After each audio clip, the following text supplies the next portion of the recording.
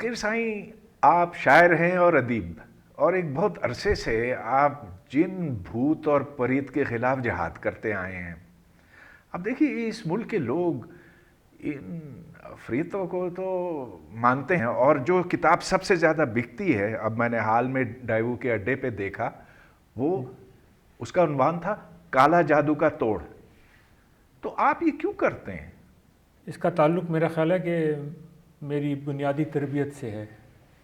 اگرچہ میں ایک گاؤں کا رہنے والا ہوں اور گاؤں میں پیدا ہوا تھا، لیکن جو ہمارا گھر تھا اس میں ایک سوال کرنے کی اجازت تھی، یعنی ہم پر یہ پابندی نہیں تھی کہ ہم ہر بات کو آنکھیں بند کر کے مان لیں، اور اس چیز نے اس تربیت نے میری شخصیت پر اثر کیا، اور بہت کم عمر سے، یعنی 10-12 سال کی عمر سے میں نے سوال پوچھنے شروع کر دیے۔ تو لوگ جن بھوت کو مانتے ہیں اس لیے کہ وہ سوال نہیں کرتے، تو کیا لوگوں میں تجسس نہیں ہے؟ جی آخر بالکل۔ جب تجسس ہوگا تبھی وہ جا کر سوال کریں گے، پوچھیں گے کہ کیا یہ جن واقعی حقیقت رکھتے ہیں؟ تو آپ کیا کہتے ہیں اس کے بارے میں؟ اور غالباً آپ نے اس پر کوئی نظم بھی لکھی ہے۔ جی بالکل، میں نے اس کے اوپر ایک بڑی جامع قسم کی نظم لکھی ہے۔ پڑھیے۔ میری نظم کا عنوان ہے تجسس اور یقین۔ بلے شاہ جیسے لوگ جو ہیں ہمیں تجسس کے بارے میں بہت بتا گئے ہیں۔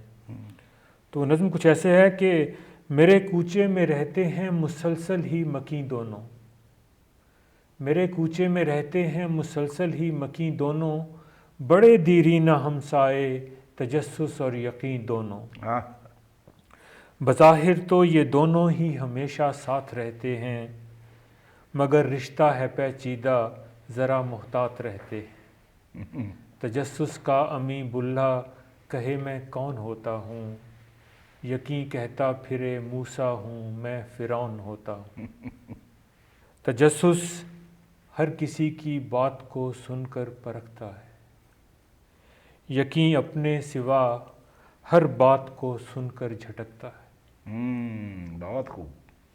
تجسس کا دھیان رہتا ہے مستقبل کی راہوں میں، یقین آرام فرماتا ہے ماضی کی پناہوں میں، واہ واہ۔ تجسس حل نکالے ہے سوالوں کا جوابوں سے، یقین کا ٹوکرا پر ہے فقط فرضی جوابوں سے، کیا بات ہے۔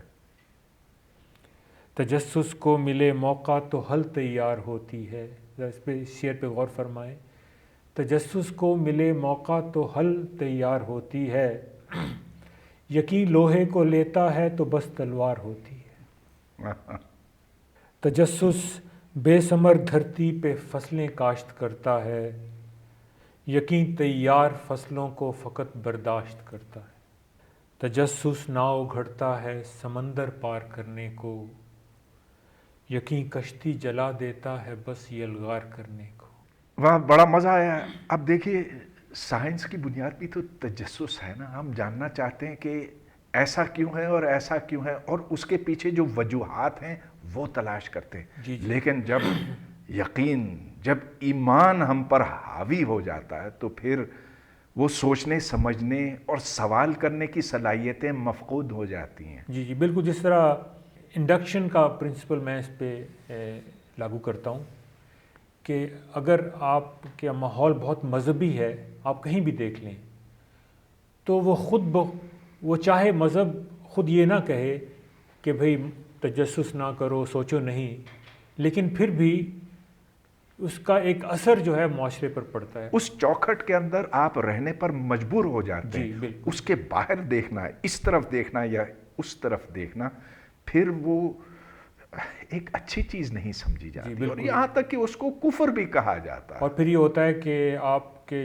جو تعلیمی ادارے ہیں ان میں سوالات کی روایت نہیں رہتی، بالکل۔ بچے سوال پوچھنے سے ڈرتے ہیں، استاد بچوں کو سوال پوچھنے سے بجائے اس کو ان کو انکریج کریں، وہ ان کو سوال پوچھنے سے روکتے ہیں۔ اور ہماری یونیورسٹیوں کے اندر بھی ہوتا ہے، میں نے دیکھا ہے، اپنی آنکھوں سے دیکھا ہے۔ جس وقت میں چیئرمین تھا تو میں نے کچھ کلاسوں میں جا کر بیٹھ کر دیکھا تو وہاں اگر کوئی اسٹوڈنٹ سوال کرتا تو ٹیچر اس کو چپ کرا دیتا، کہتا کہ کیا تم مجھے للکار رہے ہو، کیا تم سمجھتے ہو کہ مجھے نہیں آتا؟ تو ایسے ٹیچروں کو اگر ہم فارغ کر سکتے تو پھر ہی کچھ امید بنتی۔ جی، اور بدقسمتی کی بات یہ ہے کہ وقت کے ساتھ ساتھ ہم میں تجسس بڑھنا چاہیے تھا، لیکن اس کا الٹ ہوا ہے۔ یعنی ہمارے دور میں ہمیں زیادہ اجازت تھی سوال کرنے کی۔ آپ سعودی عرب میں بھی رہیں یا عرب میں رہیں، جی، تو ادھر بھی کیا اسی طرح کی سوچ ہے؟ اب میرا خیال ہے ضرور ایسا ہوگا، گو کہ میں وہاں نہیں رہا ہوں، کیونکہ میں دیکھتا ہوں کہ وہاں جو ممالک ہیں تیل سے مالا مال ہے، ان کے پاس ہر چیز ہے، ہر قسم کا ساز و سامان بھی وہ منگواتے ہیں، لیکن 1 انچ وہ سائنس کے میدان میں آگے بڑھ نہیں سکے ہیں۔ اس کی بھی وجہ بالکل یہی ہے کہ وہاں پہ بھی جو انڈر لائنگ ماحول ہے وہ بہت مذہبی ہے۔ اگر آپ کسی آدمی سے گفتگو کریں تو وہ تیسری یا چوتھے سوال کے بعد آپ کو روک دیتا ہے کہ آپ اس سے آگے بڑھ نہیں سکتے۔ گویا کہ مانو مانو مانو، جی، اطاعت وہ سب سے بڑی خوبی سمجھی جاتی ہے۔ جی، اور اسی نے ہمارا بیڑا غرق کیا ہوا۔ جی، اور میں سمجھتا ہوں کہ ہم لوگ جو لکھتے ہیں، جو شاعر ہیں، اگر ہم تجسس کو بڑھاوا دے رہے ہیں یا پروموٹ کر رہے ہیں، یہ ہماری طرف سے یوں کہیے کہ سب سے بڑی خدمت ہو سکتی ہے اس وقت معاشرے کی۔ چاہے کوئی ہماری بات سنے یا نہ سنے، مانے یا نہ مانے، لیکن ہمیں یہ کام کرتے جانا ہے۔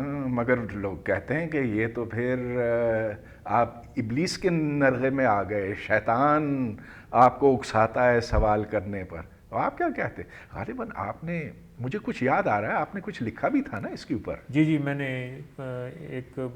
ایک لطیفہ ہے جو کہ میں نے اپنے کسی مصری دوست جو میرے ساتھ کام کرتا تھا اس سے سنا تھا۔ آپ عرب میں بہت عرصہ رہے ہیں؟ جی ہاں، میں تقریباً 20 سال سے زیادہ عرب ممالک میں رہا ہوں۔ ماشاء اللہ۔ جی، تو عجیب بات یہ ہے کہ ہم مسلمانوں کے جو لطیفے ہیں وہ بھی تقریباً ہر جگہ ایک ہی جیسے ہیں، اور اس لطیفے کو میں نے نظم میں لکھا تو میں آپ کو وہ پیش کرتا ہوں۔ تو اس نظم کا عنوان ہے شیطان کا شکوہ۔ اور تو شیطان کو بھی شکایت ہو سکتی ہے ہم سے؟ جی بالکل، شیطان آج کل ہم سے بہت ناراض ہے۔ اوہ، بتائیے بتائیے۔ اور میں آپ کو یہ قطع کلامی معاف۔ شہر جاگا ایک دن شیطان کے اعلان سے کہ میں عاجز آ گیا ہوں ارض پاکستان سے۔ عاجز آ گیا ہوں ارض پاکستان سے، اس لیے اب جلد ہی پرواز کر جاؤں گا میں، جو ہوا اس کو نظر انداز کر جاؤں گا میں۔ لوگ بولے باخدا یہ مت کریں ابلیس جی، آپ سے ہم کو ملی ہے بے بہا تدریس جی۔ واہ واہ، ایسی کیا لغزش ہوئی کہ آپ یوں ناراض ہیں، آپ تو ہیں پیر و مرشد، آپ ہی استاذ ہیں۔ طیش میں شیطان بولا تم بڑے مکار ہو، کچھ وفاداری نہیں، شاطر ہو اور عیار ہو، مجھ سے لیتے ہو مدد اپنے کڑے ایام میں، رشوت و دھوکہ دہی 2 نمبری کے کام میں۔ میری سکھلائی سے پاؤں پر کھڑے ہو جاتے ہو، ایک چھوٹے آدمی سے تم بڑے ہو جاتے ہو۔ ہاں، تب تمہیں ملنے تمہارے گھر تلک آتا ہوں میں، تب تمہیں ملنے تمہارے گھر تلک آتا ہوں میں، ھذا من فضل خدا پڑھ کر پلٹ جاتا ہوں میں۔ تو بڑے احسان مند ہیں شیطان کے۔ شیطان اگر نہ ہوتا تو دیکھیں ہماری زندگیاں کتنی پھیکی ہوتی ہیں، اور شاید اللہ تعالیٰ نے اسی لیے شیطان کو بنایا کہ کچھ رنگینیاں آئیں ہماری زندگیوں میں۔ اور میں سمجھتا ہوں کہ تجسس کا نہ ہونا جو ہے وہ بھی ہمارے درمیان شیطان کو بہت طاقت دیتا ہے۔ تجسس کا نہ ہونا شیطان کو مضبوط کرتا ہے، بہت زیادہ مضبوط کرتا ہے۔ بالکل بالکل صحیح، بڑی یہ فکر انگیز بات ہے۔ ہم شیطان کے بڑے احسان مند ہیں، اور فقیر سائیں آپ کے بھی۔ بہت شکریہ۔